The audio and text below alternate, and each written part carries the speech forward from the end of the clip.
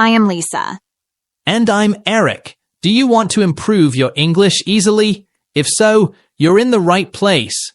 Okay, today we'll listen to a podcast about a daily English practice in a hotel. Let's listen to it. Hello, everyone, and welcome back to Easy English Talk. I'm Mark, ready for another exciting episode. And hi, it's Emma here. Today we'll talk about a super useful topic today. Exactly, Emma. From checking in to asking for room service, there are lots of situations where English comes in handy. Let's dive into a typical scenario. Checking into a hotel. Imagine I've just arrived at your hotel, tired from my journey. What happens next? I head to the reception desk, right? Yes, Emma, let's do that. Good afternoon. Welcome to the Grand Hotel. How can I help you? Hello? I have a reservation under the name Mark Wilson. Mark Wilson. Yes, Mr. Wilson, for a single room for 3 nights? That's right. Perfect. Could I see your passport or ID, please? Certainly. Here you are. Thank you. Everything seems to be in order. Your room is on the 5th floor, room number 502. Here is your key card. Thank you. Could you tell me, what time is breakfast served? Breakfast is served in the dining room on the ground floor from 7 a.m. to 10 a.m. Great, thank you. And is there Wi-Fi in the room? Yes, there is. The Wi-Fi password is on this card, along with other hotel information. Perfect. One more thing. Is it possible to have a late checkout on my last day? My flight is in the evening. Let me check. Yes, we can arrange a late checkout until 1 p.m. for you, free of charge. Is that okay? That would be fantastic. Thank you so much. You're welcome. Is there anything else I can assist you with? No, I think that's all for now. Thank you very much. Enjoy your stay at the Grand Hotel, Mr. Wilson. Thank you. Smooth check-in. Definitely. What were some key phrases there, Emma? I have a reservation under the name. Could I see your passport ID? Asking about breakfast times. What time is breakfast served? Asking about Wi-Fi. Is there Wi-Fi in the room? And requesting a late checkout. Is it possible to have a late checkout? Exactly. And what if you get to your room and find that something isn't quite right? Maybe the air conditioning isn't working, or you need extra pillows. What do you do then? Time for another role play. Let's imagine you're in your room and you realize the air conditioning isn't working. Hello, reception. This is Mark Wilson in room 705. Good afternoon, Mr. Wilson. How can I help you? Hi, I'm calling because the air conditioning in my room doesn't seem to be working. It's quite warm in here. Oh, I apologize for that, Mr. Wilson. Let me check on that for you. Could you please wait for a moment? Sure, no problem. Thank you for your patience, Ms. Wilson. We are aware of a minor issue with the air conditioning system on the 7th floor. We have an engineer looking into it right now. It should be resolved within the hour. Thank you for your patience, Mr. Wilson. Okay, it's quite hot, and I'd really like to have air conditioning. Yes, absolutely. If for any reason it's not resolved within the hour, we will offer you a different room. Would that be acceptable? Yes, that sounds fair. Thank you. You're welcome, Mr. Wilson. We will inform you in about an hour to update you on the situation. In the meantime, is there anything else we can do to make you more comfortable? Perhaps we could send up a fan to your room? Oh, that would be lovely, thank you. A fan would be great while I wait. Certainly. I'll arrange for a fan to be sent to your room right away. Again, we apologize for the inconvenience, Mr. Wilson. Thank you for your help. You're very welcome. Have a pleasant afternoon, Mr. Wilson. You too. Goodbye. The problem was reported and hopefully solved. Phrases like, the air conditioning isn't working, it's quite warm in here, and could you send up a fan? Are all super useful for dealing with room issues. Definitely. And remember, it's always better to report any problems immediately so the hotel staff can address them and make your stay more comfortable. And finally, let's not forget about checking out. Right, the final step. Let's role play, checking out of the hotel. Good morning. I'm checking out. Room 705, Mark Wilson. Good morning, Ms. Wilson. Let me just bring up your bill. Here we are. Everything is settled, except for any extras you may have used, such as room service or minibar. Did you use any of those services during your stay? No, I didn't use the minibar or room service. Perfect. Then your total is $300, which was already prepaid. So, there's nothing further to pay. How was your stay with us, Mr. Wilson? It was very pleasant, thank you. Despite the small issue with the air conditioning, everything else was lovely, and the staff was very helpful. We are so glad to hear that, and we apologize again for the air conditioning issue. We hope it didn't impact your stay too much. Would you like a receipt for your checkout? Yes, please, a receipt would be great. Certainly. Here's your receipt. Thank you for staying at the Grand Royal Hotel, Mr. Wilson. We hope to see you again in the future. Thank you very much. Goodbye, and have a safe journey. Smooth checkout. Key phrases here include, I'm checking out, is there anything to pay, and could I have a receipt? And of course, giving feedback about your stay, both positive and constructive, is always appreciated. So there you have it. We've covered checking in, dealing with room issues, and checking out, all essential aspects of using English at your accommodation. We hope these dialogues and phrases will give you even more confidence for your next trip. Join us next time for more practical English tips. Happy travels, everyone, and we'll see you in the next episode. Goodbye for now. That was a really useful episode. The role plays made the phrases so easy to understand. Yeah, especially the check-in and check-out parts. Super practical for travelers. And the air conditioning issue, a great example of how to handle problems politely. Exactly. I can't wait for the next episode.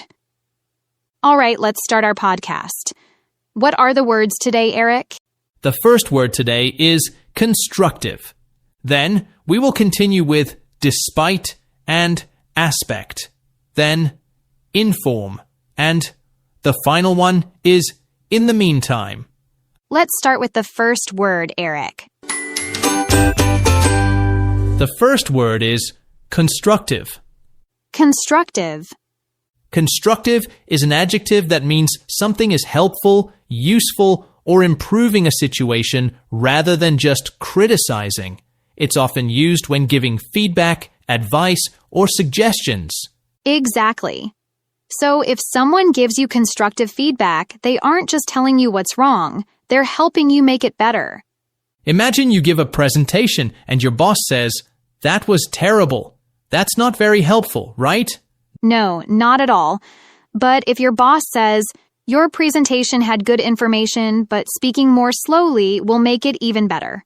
That's constructive feedback because it gives you advice to improve. Another common phrase is constructive criticism. Criticism usually means saying something negative, but constructive criticism is different. It helps you grow and do better next time. Imagine you write an essay and your teacher says, your ideas are interesting, but try to organize them more clearly. That's constructive criticism because it tells you what to fix and how. The word constructive is more on the formal side, but it can be used in both formal and informal situations. In formal settings, for example, we appreciate your constructive feedback on the project. In informal situations, it's less common but still used. For example, hey, I'm not trying to be mean. I'm just giving you some constructive advice. So, when you hear constructive, think about something positive and helpful. Definitely. Okay, well, I think now our listeners understand the word constructive better. Now, let's move on to our next word. The next word is despite. Despite. Despite is a preposition, and it means even though or in spite of. We use it to show that one thing happens even when there is a difficulty. Exactly. Imagine it's raining outside, but you still go for a walk. You could say, I went for a walk despite the rain. This means the rain didn't stop you. Here's another one. Despite feeling tired, Emma finished her homework. This means that Emma was tired, but she still completed her work. Now here's something important. Despite is not followed by a full sentence. Instead, it is followed by a noun or ing form of a verb. That's right. You cannot say, despite it was raining, we went outside. Instead, you should say, despite the rain, we went outside. Or you can't say, despite she was tired, she kept working. That's incorrect. The correct form is, despite being tired, she kept working. Is despite formal, Eric? Despite is neutral. It can be used in both formal and informal situations. However, it is slightly more common in formal writing and speech than in casual conversation. Formal usage, despite the problems, the company achieved its goals. For informal usage, he kept playing despite being injured. In spoken English, people often use even though instead of despite in casual speech. For example, even though it was raining, we still went to the beach. Okay, well, that's it for the word despite. Now, let's move on to our next phrase. The next word is aspect. Aspect. Aspect is a noun. It means one part or side of a situation, idea, or thing. So it's like saying a part of something? Exactly. Let's look at an example. One important aspect of learning a new language is practice. This means practice is an important part of learning a language. Oh, so aspect helps us focus on one piece of something bigger. That's right. Another example. The best aspect of my job is working with great people. This means working with great people is one of the best parts of the job. Another example. We need to think about every aspect of the problem before making a decision. This means we need to look at all the different parts of the problem. Good example, Lisa. Now, here's something useful. Aspect is often used with words like important, different, positive, negative, and key. For example, you can say a positive aspect or a negative aspect, and aspect is usually followed by of and a noun. For example, an important aspect of health. So we can't say an aspect is important health? That's right. You need of to connect it properly, like an aspect of health is important. I see. Is aspect formal or informal? Aspect is neutral, so you can use it in both formal and informal situations. Got it. Okay, well, I think we've explained aspect pretty well. Let's move on to the next word. The next word is inform. Inform. To inform means to give someone information or to tell them something they need to know. That's right. We use inform when we share important details or news with someone.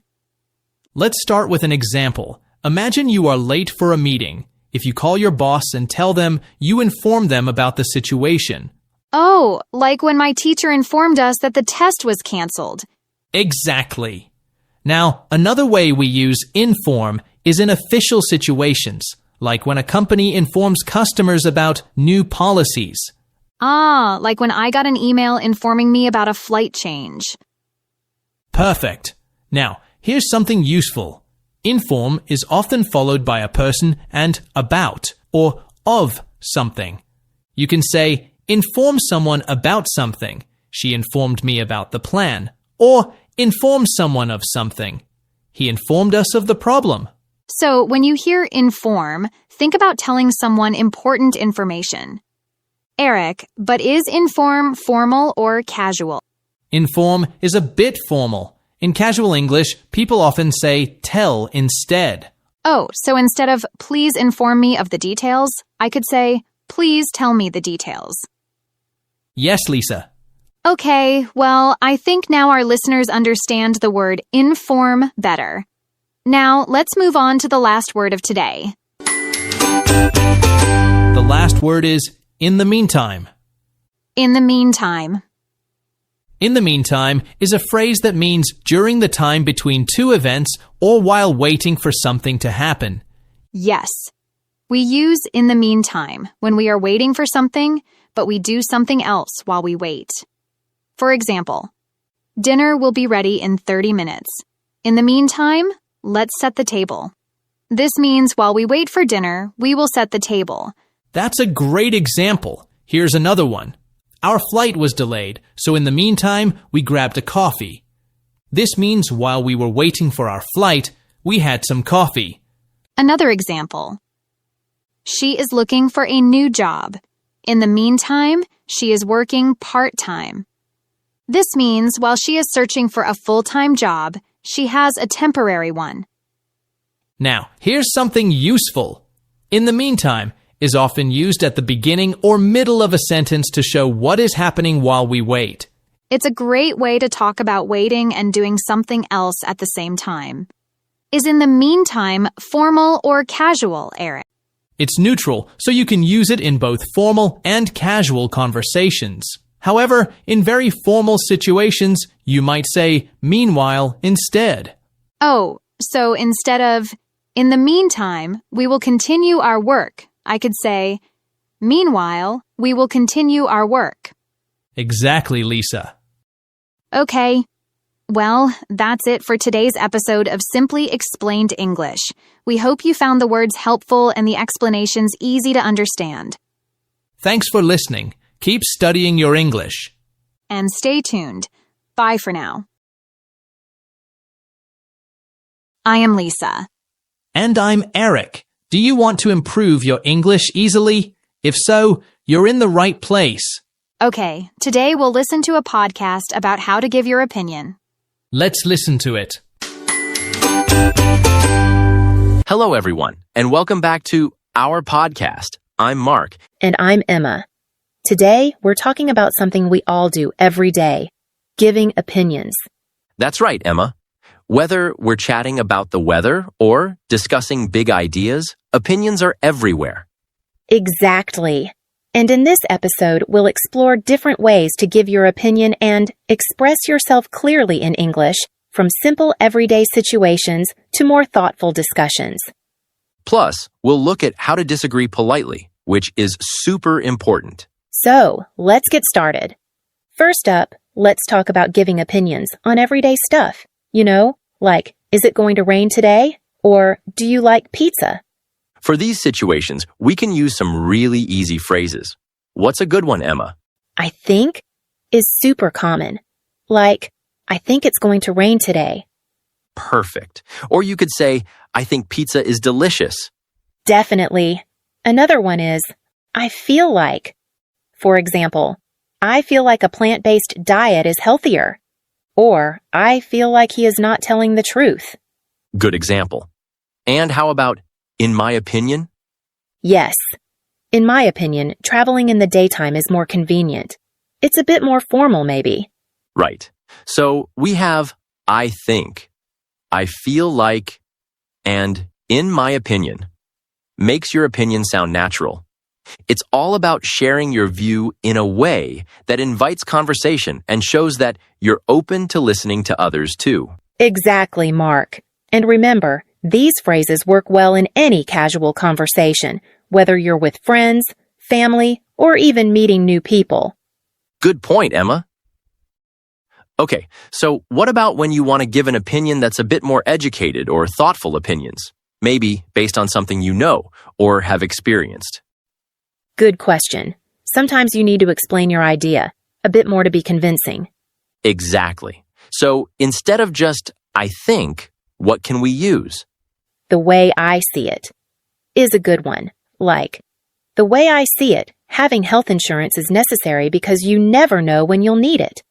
See how you add a reason there? Yeah, you can also say, the way I see it, learning a new language opens up many opportunities because it allows you to connect with more people and cultures. Yeah, that makes it stronger. Another one is, here's what I think. For example, here's what I think, taking the train to New York is cheaper and more enjoyable. Or, here's what I think, we should try that new restaurant downtown. Nice. And another one is, as far as I'm concerned. It's a bit stronger, right? Yes, it is. As far as I'm concerned, learning English is the most important thing.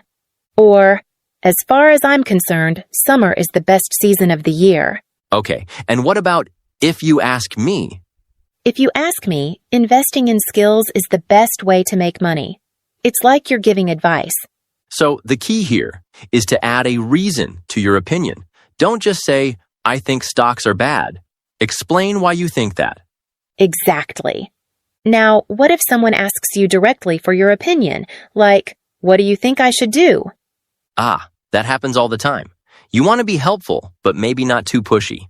Right. If I were you is a classic one. If I were you, I'd study hard to get into a good college. Or, if I were you, I would take a break and relax for a while. Helpful and direct. How about to be honest? It's another great phrase. To be honest, that mobile phone is too expensive. It's a bit more personal. Yes, it is. And you can also say another one. I'm not going to lie, but it is a bit stronger, maybe? Yeah, I'm not going to lie, but I didn't enjoy that movie. It's honest, but maybe a little sensitive. Yes, Emma. These phrases make your opinion sound less like a command and more like a suggestion. Exactly. They're more considerate. Okay, the tricky part. Disagreeing politely. Nobody wants to start an argument. Definitely not. It's all about being diplomatic. So, how can we disagree without being rude? I see why you think that way, but is a great start.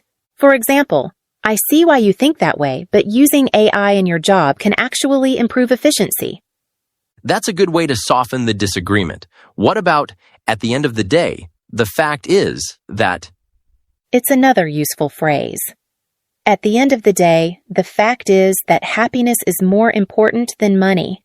It's a way of stating your different views as a general truth. Or, at the end of the day, the fact is that spending time with family is what truly matters. And you can also say, I'm pretty sure that. Yes. Like, I'm pretty sure that Mariah Carey wrote most of her songs. It's a gentle way of correcting someone, maybe. So, always try to accept the other person's viewpoint before you disagree. It makes a big difference. Politeness is key. So, to wrap up, we've learned a bunch of ways to give opinions in English. From simple phrases for everyday topics to more thoughtful expressions and polite ways to disagree. Remember to use different expressions depending on the situation. And always try to back up your opinions with reasons to sound more convincing. And when you disagree, be polite and acknowledge the other person's point of view. Thanks for listening to our podcast. See you next time. That was a great episode.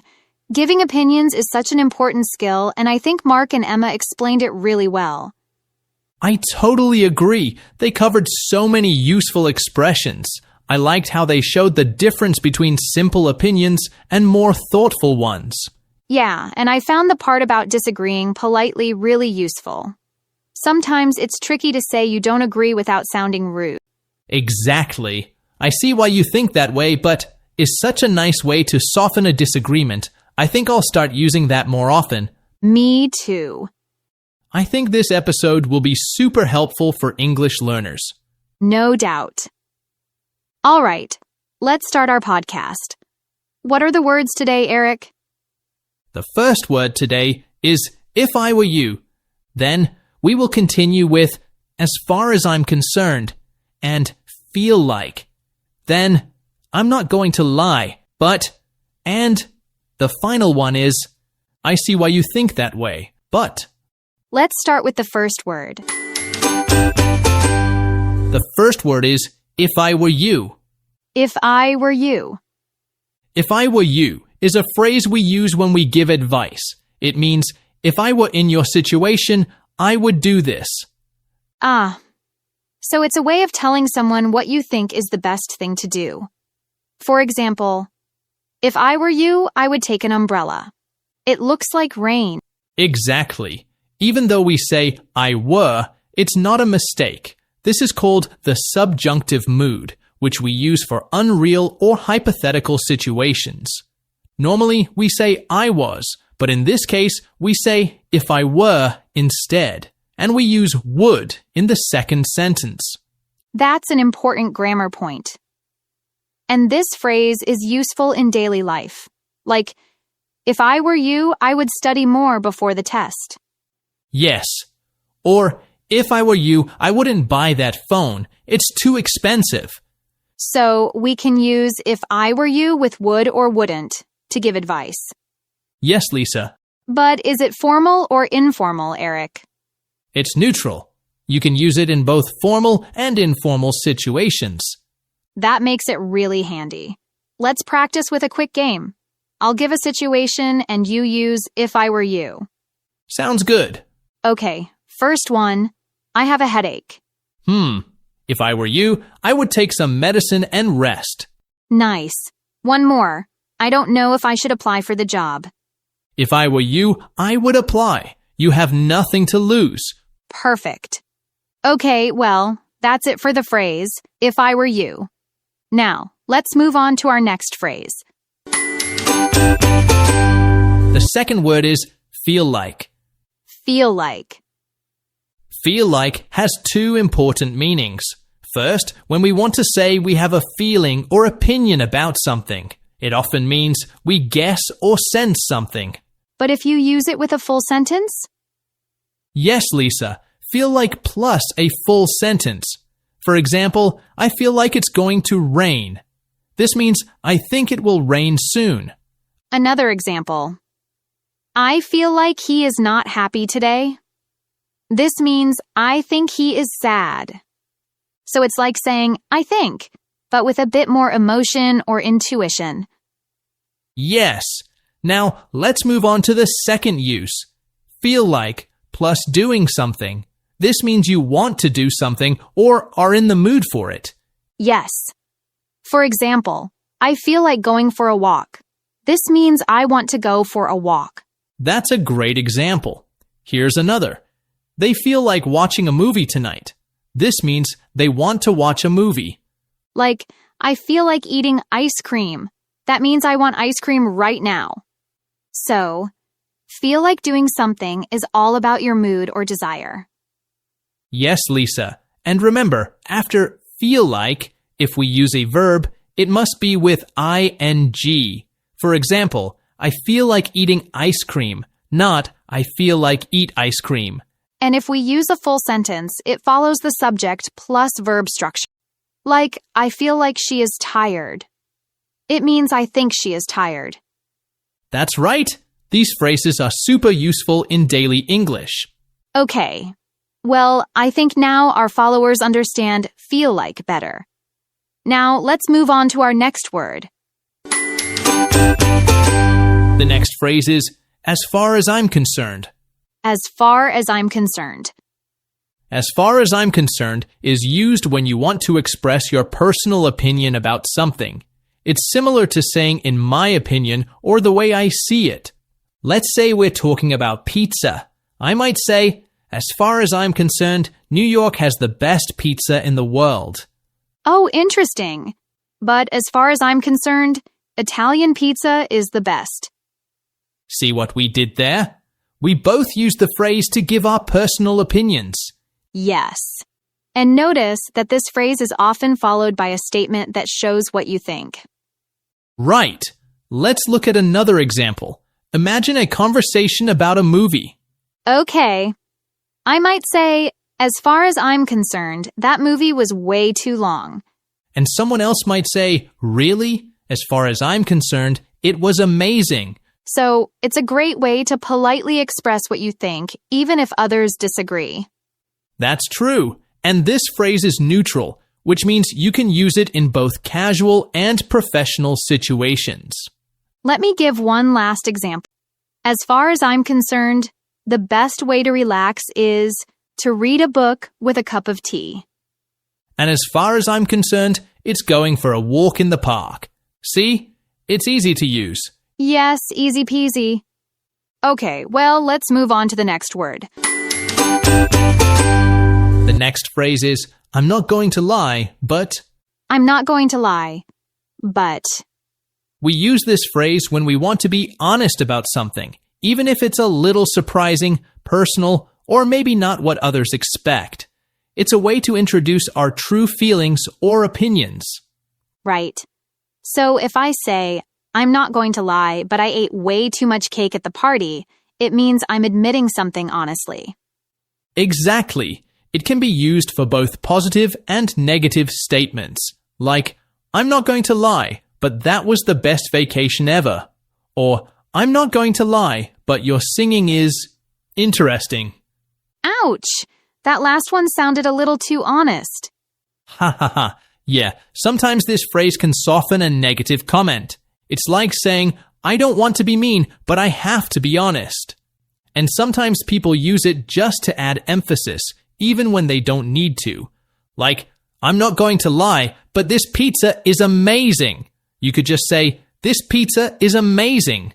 But adding, I'm not going to lie makes it sound stronger. Like, I'm not going to lie, but I actually love watching cartoons. Yes, but be careful. If you use it too much, it might sound like you lie at other times. Oh, that's a good tip. I'm not going to lie, but we need to move on to the last word. Good job, Lisa. Let's do that. The last phrase is, I see why you think that way, but... I see why you think that way, but... When you say, I see why you think that way, you're showing that you understand the other person's opinion. Then, when you add but, you're introducing your own point of view. It's a way to disagree nicely. Instead of saying, you're wrong, which can sound rude, this phrase makes your response more polite. For example, I see why you think that way. The movie was slow in the beginning, but I liked the ending. This means I understand why you feel that way, but I have a different perspective. Let's go through some everyday situations where you can use this phrase. Okay, let's say I have a discussion with my friend. I say, I think social media is a waste of time. And she says, I see why you think that way, but it can also be a great way to stay in touch with people. Nice. Here's another one. Let's say you're at work, and your colleague says, we should finish this project as fast as possible. And you say, I see why you think that way, but we also need to make sure it's high quality. Perfect. It's a great phrase for both friendly and professional conversations. Remember, English has many ways to say the same thing. Here are some variations.